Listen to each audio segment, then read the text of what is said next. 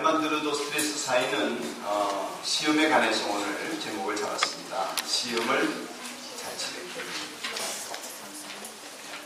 시험을 포기한 사람도 있을 텐데 대부분의 우리 청소년들이 이번 주간에 중간고사를 치릅니다. 중학교를 다니다가 고등학교 가는 3명의 친구들은 굉장히 긴장 지수가 높아지고 있습니다.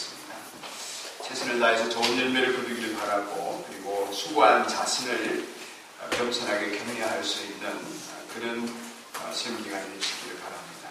오늘 전하는 하나님 말씀은 원래는 이 하나님 말씀이 믿음에 관련된 문제이지만 오늘 성경 말씀을 좀 다른 각도에서 적용을 해보려고 합니다. 그래서 이 말씀이 시험과 어떻게 관련이 있나 그것을 좀 전해보려고 합니다. 예수님께서는 한 번은 모처럼 제자들과 함께 해외여행을 하셨습니다. 배 타고 멀리 가거나 비행기 타고 멀리 간 건 아니고 바로 북쪽에 있는 페니키아, 성경에는 옛날 성경에는 번이게 이렇게 번역이 됐습니다. 여러분 세계사를 배운 친구들이 있으면 이 페니키아가 해상국가라는 것을 알 것입니다. 지중해 연안에 해상국가를 건설한 이 페니키아는 두로와 시돈이라고 하는 성경에 나오는 도시가 주요한 성읍이었습니다. 예수님이 그쪽 마을로 가셨어요. 왜 가셨냐면은 국내에서는 너무 예수님이 사람들 사이에 유명해져가지고 제자들이 수고하고 애쓰고 이렇게 고생을 하는데 쉴 틈이 없는 거예요. 예수님에게는 안식이라는 게 없었습니다. 또 제자들도 그런 거예요. 그래서 좀 쉬려고 갈릴리 바다의 휴양지를 찾았는데 거기까지 사람들이 쫓아오고 있습니다. 그래서 외국으로 가면 좀 쉴 수 있겠나 그래서 외국으로 가신 것입니다. 그렇게 해서 외국으로 가셨는데 오늘 여러분 성경에 있는 사람 7장 24절에 보면은 예수께서 거기에서 일어나셔서 두로 지역으로 가셨다. 여기가 페니키아 지역이에요. 그리고 어떤 집에 들어가셨는데 어떻게 되었다고 했습니까? 예수님의 마음이 뭡니까? 아무도 그것을 어떻게 해요? 모르기를 바라셨습니다. 아무도 모르게 그냥 왜 모르기를 바라셨을까요? 쉬고 싶으셨던 것입니다. 몸이 너무 고단하시고 제자들도 좀 수련회가 필요하고 수양회가 필요하고 이랬었던 것이죠. 그런데 숨어 계실 수가 없었다. 거기서 많은 사람들이 예수님의 소문을 듣고 찾아와서 뵙고 싶어 했습니다. 그 중에 그리스 출신의 시로페니키아라는 말은 시리아라는 말과 페니키아라는 말이 합쳐졌습니다. 그 당시에 이제 페니키아가 시리아에 점령을 당했다가 로마에 다시 점령을 당했기 때문에 이런 이름이 붙여지게 된 것입니다. 시로페니키아 출신의 이 그리스 여인이 이방 여자지요.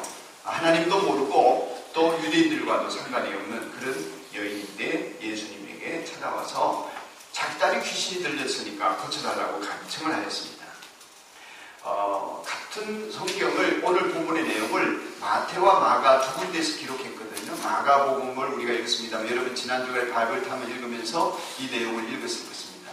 마가에만 기록된 것이 아니라 이 본문이 마태복음에도 기록되어져 있는데 그 마태복음에 의하면 이 여인이 이렇게 예수님에게 말했답니다. 다윗의 자손이신 주님, 나를 불쌍히 여겨주십시오. 내 딸이 귀신이 들려 괴로워하고 있습니다. 그렇게 간청을 했습니다. 그랬을 때 예수님이 어떻게 반응을 했다고 그랬냐면은 오늘 성경에는 예수님이 바로 그 여자에게 자녀들을 먼저 배불리 먹여야 한다. 여기 자녀들은 유대인을 말하는 것이죠. 그리스 사람 같은 사람은 상대하지 않겠다. 그리고 27절의 마지막에 보면은 자녀들이 먹을 빵을 집어서 개들에게 던져주는 거 옳지 않다. 이렇게 얘기한 것으로 나오지만은 바로 예수님이 무슨 말씀하신 걸로 나오지만은 마태복음을 보면 이렇게 했습니다. 예수님이 그러나 예수님은 한 말씀도 대답하지 않으셨다 그랬습니다.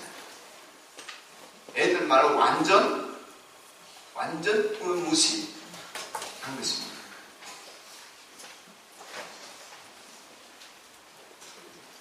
여러분 누구에게 뭔가를 자존심 확 꺾고 도와달라 이랬는데 무시당하면 어떻게 했습니까? 진짜 자존심 상하지 않겠어요? 그렇게 자존심을 상하게 이 여인을 만들었습니다. 굉장히 예수님의 모습이 낯설어요. 저에게는 그렇습니다. 여러분에게는 어떻습니까? 만약 여러분이 그 상황 속에서 귀신 들린 딸을 둔 이 여인이, 이 여자가 예수님에게 찾아오고 그런 사정을 하는데 거절당하는 예수님의 모습을 보면 여러분의 마음은 옆에서 지켜볼 때 어떻겠습니까?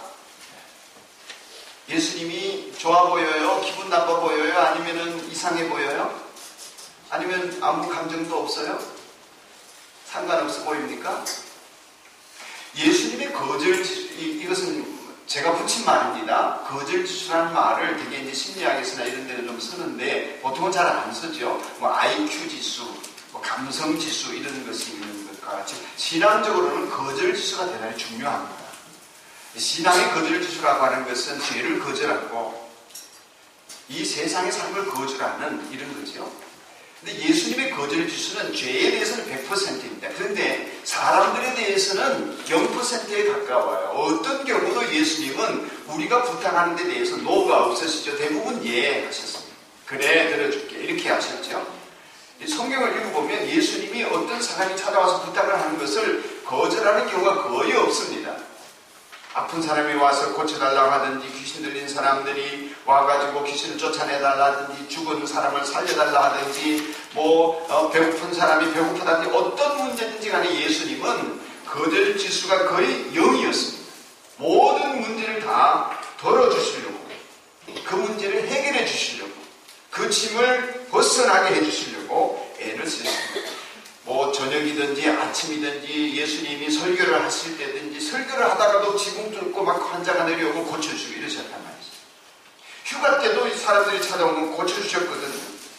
그렇게 사람들의 필요를 채워주시는 분이 예수님이고 오늘날도 마찬가지입니다. 우리가 우리의 필요를 채워주시는 예수님이 계시고 그 예수님은 우리가 예수님이 필요를 채워주시는 걸 따라서 잘 살다가 천국 오기를 바라시기 때문에 무엇이든 내 이름으로 구하면 내가 너희들에게 응답하겠다 이러신 분이거든요.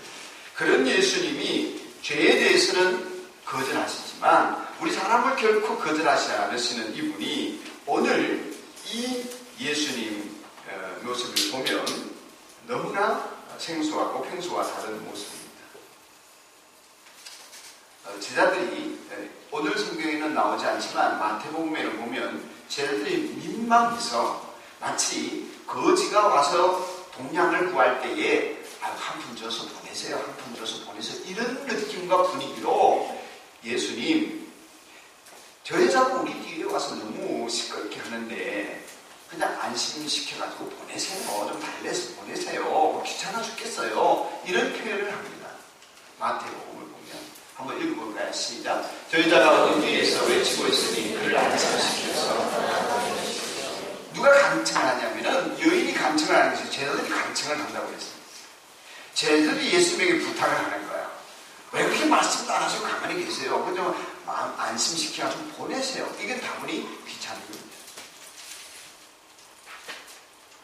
그리고 이 여인은 예수님에게 무슨 부탁을 했지 제자들에게 한마디도 안 했어요. 제자들에게 한마디도 안 했는데 이 제자들은 그 여인 때문에 예수님과 말하는 얘기 때문에 자기들이 시끄럽다는 것입니다. 성가시다는 것입니다. 약간 과잉 반응을 보이고 있는 것을 볼 수가 있습니다.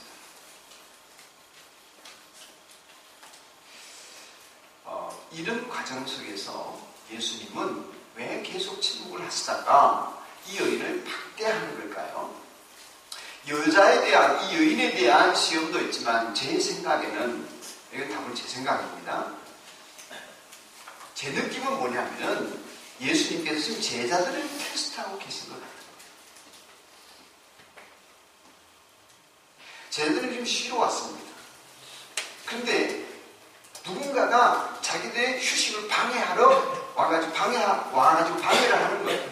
왜 귀찮지 않습니까? 좀 쉬고 싶은데 여기까지 와가지고 저 이방 여자가 알지도 못하는 저 사람이 와가지고 시끄럽게 부니까 이걸 잠재우기 위해서 조용하기 위해서는 예수님 같은 태도를 보여서는 안 되겠다는 거죠. 빨리 내보내버리면 좋겠다는 것입니다. 예수님 말씀을 길게 하세요. 나는 잃어버린 양 외에는 다른 데로 보내심을 받지 않았다. 그런 얘기도 하시고 오늘 본문 말씀을 보면은 자들이 먹을 빵을 개들에게 던져주는 것은 옳지 않다. 뭐 이런 얘기 대화를 나누신단 말이죠.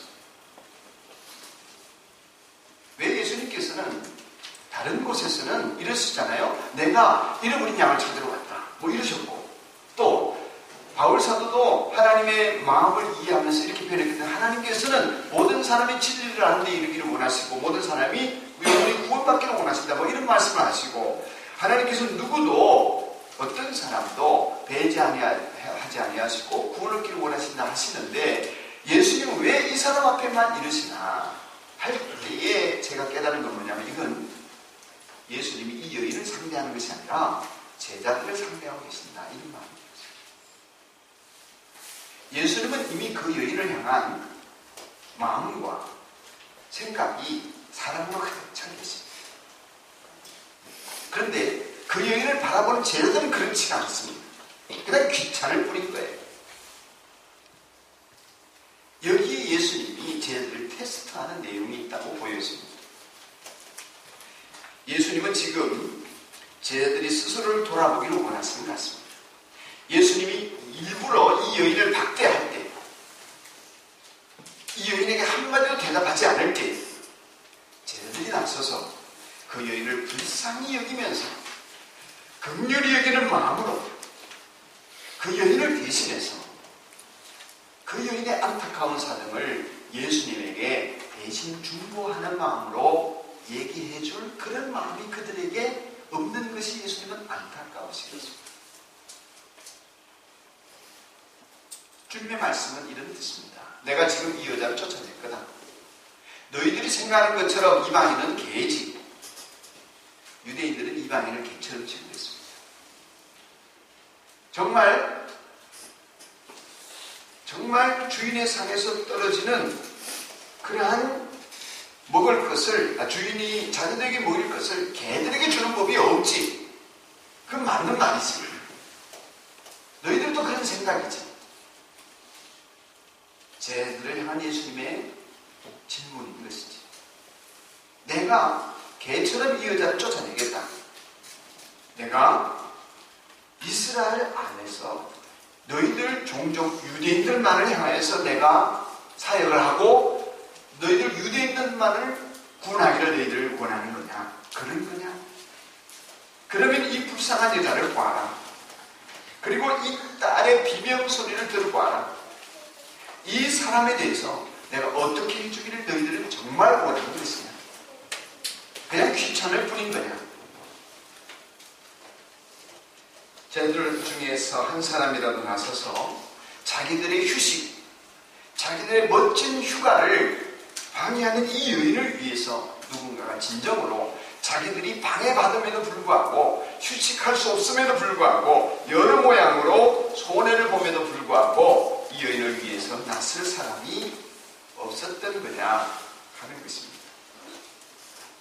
한 사람이라도 이 여인을 사랑하는 마음으로 거들어주면서 그 여인 편에서 예수님의 마음을 얻어보려고 애쓰는 사람 누가 있겠냐?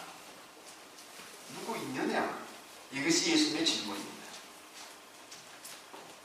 아무도 없었습니다. 앞으로는 나아지겠지만 지금 제자들의 상태는 아니었습니다. 제자들은 이 시험을 통과하지 못했습니다. 제가 여러분들에게 오늘 나누고 싶은 말씀은 이것입니다. 하나님께서 우리에게 이 말씀을 통해서 깨닫기를 원하시는 것은 이것입니다. 여러분 중에 누군가에게는 지금 예수님께서 제자들을 향해서 가시던 그 질문을 던지고 계실 수 있습니다. 사랑의 테스트를 하고 계실 수 있습니다. 여러분 인생에 지금 들어와 있는 누군가, 여러분들이 지금 세상을 살아가면서 만나는 그 누군가에게 대한 여러분의 태도, 어쩌면 여러분의 인생에 가까이 들어와 있는 그 사람이 여러분이 도무지 사랑하기 힘든 사람일 수 있습니다. 도저히 사랑하기 어려운, 그래서 감당하기 힘든 그런 사람일 수 있습니다. 어쩌면 그게 부모일 수도 있고요. 어머니나 아버지 중에 한 사람일 수 있습니다. 어쩌면 직장 동료일 수도 있고요. 이번에 학교를 새롭게 진학하거나 반이 바뀐 우리 청소년들과 어린이들에게는 친구일 수도 있습니다. 학교 선생님, 담임 선생님일 수도 있고요. 내 배우자일 수도 있습니다. 심지어는 아니면 내 자식일 수도 있고. 쟤네들의 경우처럼 내가 별로 좋아하지 않는 이방인, 예를 들면 일본 사람, 우리나라 같으면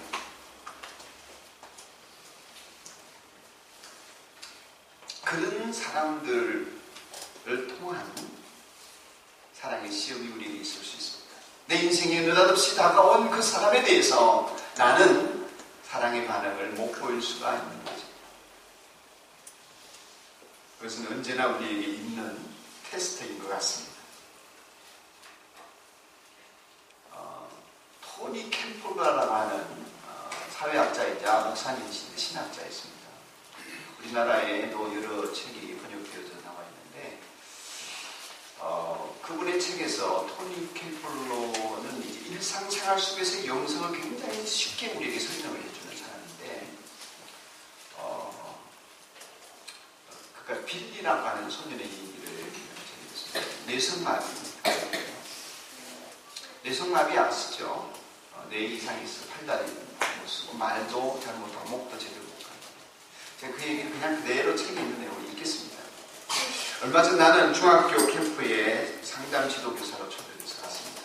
중학생들의 캠프를 하는데요. 얼마나 기독교 신자인지 여러분 이 책의 독자들은 잘 모르겠죠. 독자들 가운데 얼마나 기독교 신자인지 모르지만 자기 생각에는 지옥이 있다는 것은 옳은 것 같습니다. 그 캠프가 지옥이었습니다. 이렇게. 어떤 면에서냐, 죄 때문에 고통받는 사람들의 모습을 그는 역력히 보았다는 것이죠. 중학생 캠프에서 만난 아이들은 내 생에 만난 아이들은 최고로 내 생에 만난 아이들 중에 최고로 못된 아이들이었습니다. 오해하지 마십시오. 나는 개인적으로 중학생 아이들을 사랑합니다만 저도 그렇습니다.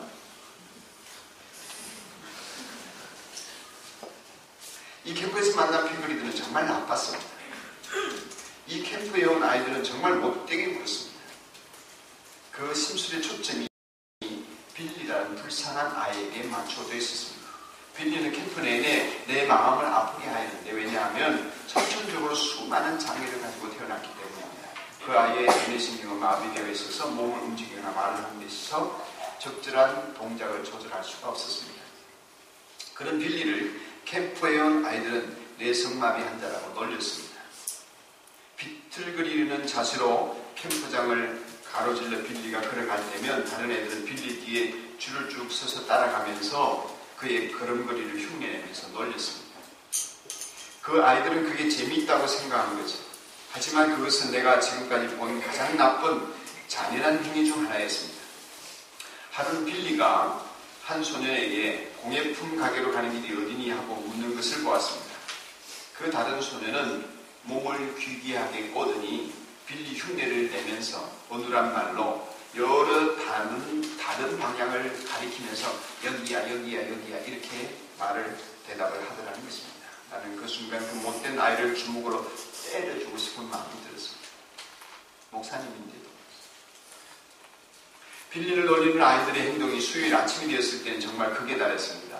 빌리의 숙소에서 그 캠프에 참여한 150명을 위한 그날 아침 기도를 하게 되어 있었습니다. 누가 대표로 기도할까? 그 캠프의 오두막, 빌리가 있는 오두막 숙소에 대표 기도자들을 뽑아야 되는데 빌리의 오두막에서는 아이들이 다 빌리를 지목했다는 것입니다. 그러나 빌리가 대표 기도를 할 수 없다는 것은 나도 알고 있었고 캠프에 온 아이들도 모두 알고 있었습니다. 그런데도 빌리를 뽑은 것은 단지 빌리를 비웃고 놀리기 위해서였습니다. 그들은 뇌성마비 환자인 빌리가 기도문을 말하려고 애쓰는 걸 보는 것 정말 재미있고 웃길 거라고 생각했던 거겠죠.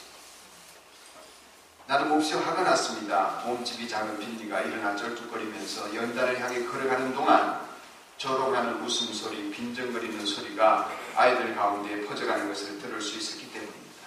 내 기억으로는 그때처럼 화가 났을 때가 없었을 것입니다.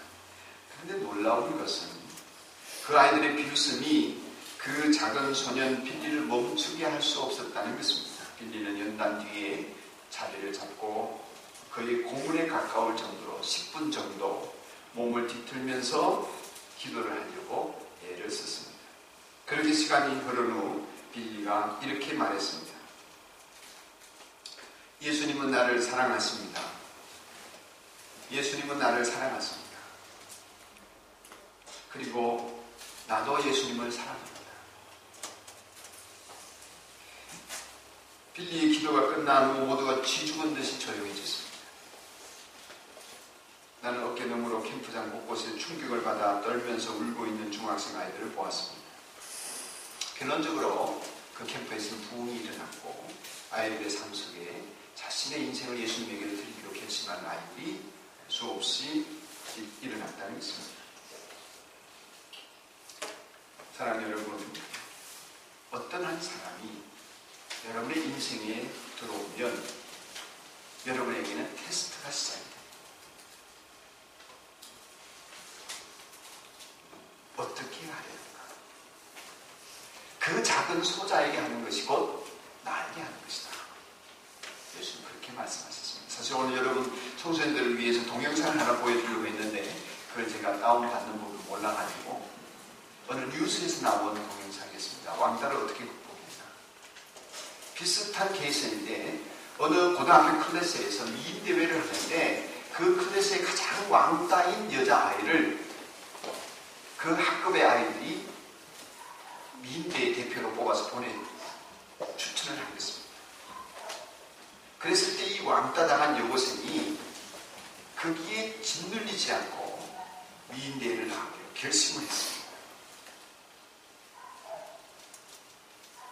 그리고 그를 선포하듯이 자기의 SNS에다가 올렸습니다. 아이들은 자기를 가지고 장난을 치려고 했지만 이 아이 그걸 진지하게 받아들이고 그것을 통해서 그 아이들의 생각을 극복하기를 원했습니다. 자, 기꺼이 미인대에 나갑니다. 선포하고 난 다음에 그 동네 각지에서 이 소녀의 용기를 격려하고 축복하는 그런 운동이 일어나다시피 해가지고 미장 아주머니는 미장원에 협찬을 하고 드레스 가게 주인은 드레스를 협찬하고 온 수많은 협찬을 통해서 이 아이가 고등학생이 미인대에 나가 당당하게 출전을 해서 다른 아이들과 겨루었다는 것입니다. 문제는 그렇게 극복하는 빌리나 그렇게 왕따를 극복하면서 자기 자신의 정체성을 찾아가는 그런 고등학생 소녀의 모습이 아니라 문제는 내가 어떻게 그들을 대하는가. 나는 이 사랑의 시험에 그 부르짖는 이 그리스 여인의 부르짖음에 나는 어떤 태도를 취하고 있나 하는 것입니다. 여러분 정말 내 인생에 저 사람이 왜 끼어들어 와가지고 내 인생에 저 아이가 왜 끼어들어 와가지고 나를 이렇게 힘들게 하나 할 만큼 우리 고통스러운 순간이 있습니다. 저 아이 좀 변하게 해주세요. 저 아내 좀 달라지게 해주세요. 저 남편 좀 변하게 해주세요. 저 부모 좀 없어지게 해주세요. 심지어 확 나가서 죽어버려 부모에게 그렇게 말하는 자식들도 있습니다. 어떻게 해야 하는가? 여러분 이렇게 기도해 보십시오. 하나님 이 사람을 사랑하게 도와주십시오. 도저히 내 인생에 이 사람이 있어서는 나는 사랑이라는 것을 경험할 수도 없고 할 수도 없는 그런 상황입니다만은 기도를 그 사람이 변하도록 하지 마시고 내가 그 사람을 사랑할 수 있게 도와달라. 내가 긍휼의 마음과 진실함과 용기를 가지고 말하고 행동할 수 있도록 도와달라. 이 사람은 나에게 너무 힘든 사람이다. 주님에게 내가 그런 존재인 것을, 주님에게 내가 그런 죄인임을, 주님을 십자가 못 박을 수밖에 없는 악질적인 뼛속까지 죄인임을 내가 안다면, 그리고 그것을 인정한다면 나도 그들을 불쌍히 여길 수 있는 자리에 있도록 기도해 보십시오. 이것이 하나님 우리를 향하신 뜻이다. 믿습니다. 이것이 그리스도인으로서 세상을 살아가는 방법입니다. 유일한 길입니다. 다른 길은 없습니다. 사랑이 어려운 그 사람을 내 기분대로 미워한다든지, 모른 체 한다든지, 외면하고 떠난다든지, 쫓아내버린다든지, 이런 것은 그리스도인의 삶이 아닙니다. 그리스도인의 삶은, 유일하게 허락되어진 삶은 사랑하는 것과 그 사랑을 위해 자기를 죽이는 것 외에는 그리스도인에게는 삶이 다른 방식은 허락되지 않았습니다. 싸운다든지 외면한다든지 배척하는 것은 그리스도인의 삶이 아닙니다. 여러분 주변이 누군가 때문에 나에게 계속해서 사랑의 테스트가 계속되어진다면, 오늘도 그것이 계속되고 있다면 여러분 이 시험을 잘 치르게 되기를 축복합니다. 나는 여러분이 예수님께 사랑하는 법을 배우는 본신된 제자에까지 이르기를 바라지만, 그 제자의 경지에 이르지 못해도 지금 나를 사랑하시는 그 주님 때문에 나도 이들을 사랑하기를 원합니다 하는 마음으로 기도를 할 수 있게 되기를 바랍니다.